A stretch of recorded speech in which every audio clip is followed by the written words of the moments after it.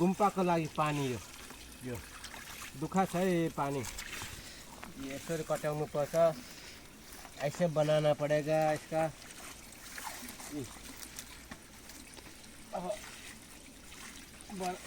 पानी नखाउँ भन्दा हुँदैन गुम्पामा राँध्यौँ भन्दा हुँदैन यस्तो छ हिउँदोमा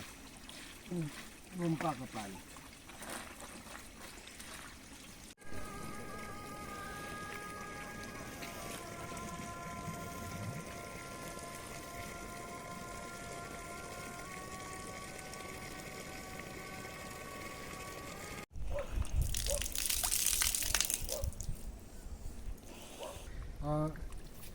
लिङदङ गुम्पाको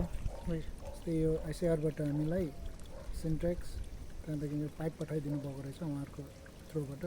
र त्यो सिन्टेक्स अलिक अस्ति अगाडि नै इन्स्टल गरेको थियो आज फेरि पाइप फिटिङ गरेर चाहिँ हामी आज यहाँ सकेर आएको त्यही कारणले यो अब हामीले खुद पाएको भनेर एउटा सानो सन्देश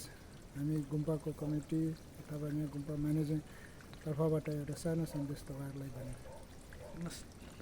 यहाँ आइसिआर होइन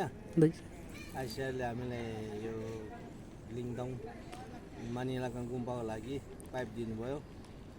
अन्त त्यो रेबिम खोलादेखि हामीले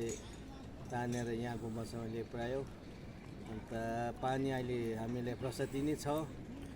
सबैमा पुगिरहेको छ पहिला अहिले पानीको दुःख थियो अहिले चाहिँ राम्रै नै हामीले सुविस्तामा छ अहिले अन्त हामीले पनि खुसी छौँ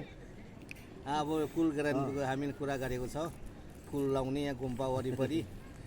उहाँ हामी सरसँग कुरा गरिसकेको छ उहाँले अब त्यो ल्याइदिनुहुन्छ हामी आशा छ उहाँले पनि सबै कुरो सामानसँग जोडेर सबै ल्याइदिनुहुन्छ भन्नु हुँदैछ अन्त हामी आशामा छ अहिले त्यो पनि धेरै आशा राखेँ अन्त धन्यवाद दिन्छु हामीले सरकार दिनुभएकोमा